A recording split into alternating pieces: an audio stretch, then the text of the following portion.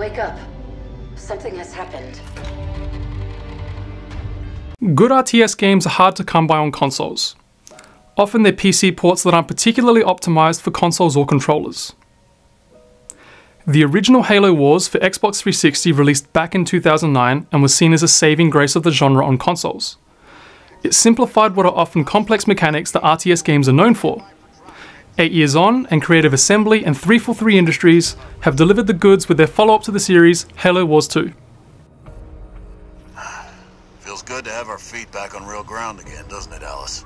The game picks up right where the original left off, with the UNSC ship Spirit of Fire awakening its crew from stasis after 28 years. In Halo Wars, the Humans vs Covenant war was in full swing, but things are different now thanks to the events in the main series. The Spirit of Fire finds itself above the Ark, the factory that churns out the Halo superweapons.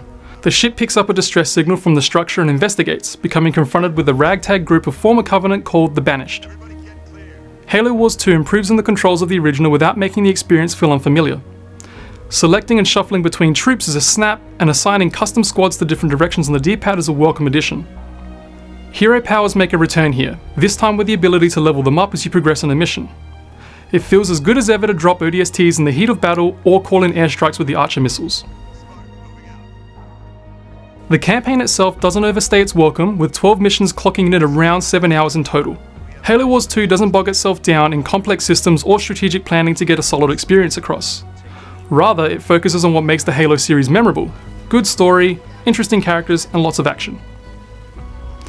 In that regard, the game's main strategy is to just get you building armies, generating resources, and fighting for territories to expand your grasp.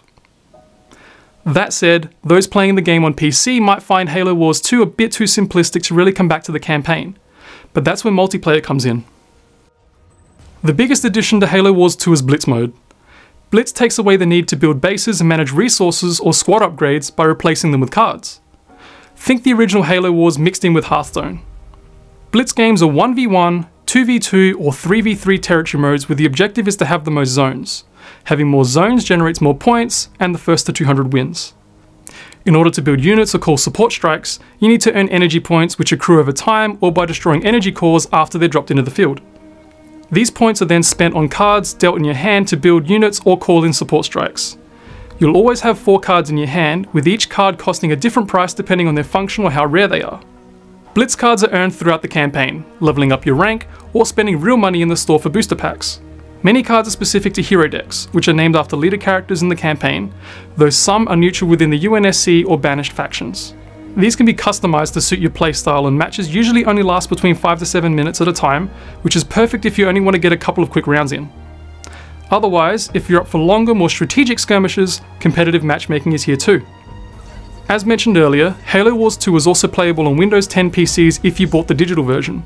Thanks to Xbox Play Anywhere, you essentially will have 2 versions of the game to choose from if RTSs on consoles aren't really your thing.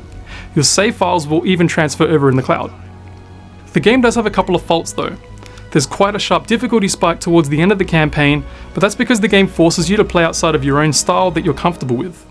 On the Xbox version, I also had some moments in the last few missions where the game would freeze when new waves of enemies came in. Hopefully it gets patched out, but it's something to bear in mind. Halo Wars 2 is a strong entry to the Halo series and plays well despite which platform you choose from. It's a well-designed game with a slick card-based mode for something new. For those who enjoy the Halo series, or those wanting a strategy game that isn't too full-on, be sure to give Halo Wars 2 a go.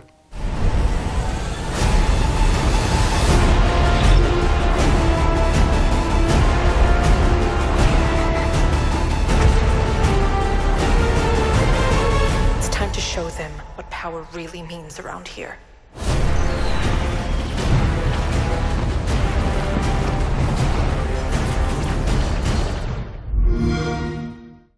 And that's about it for this edition of Player Attack. Thanks for watching. Next week, with the Nintendo Switch now firmly in our hands, we have an entire episode dedicated to this new hybrid console. We'll tell you everything you need to know about the hardware, check out a game or two, and reminisce about just how Nintendo got to where it is now. In the meantime, you can catch us at playerattack.com. We're on Facebook, YouTube, and Twitter. And if you've got something you want to say, send us an email, mailbox@playerattack.com, or just hop on our forums. Also, if you want to support Player Attack, you can find us on Patreon and help us bring you the latest in gaming news, plus all these wonderful interviews and reviews from the world of video games. Till next week, I'm Jessica Citizen, and this is Player Attack.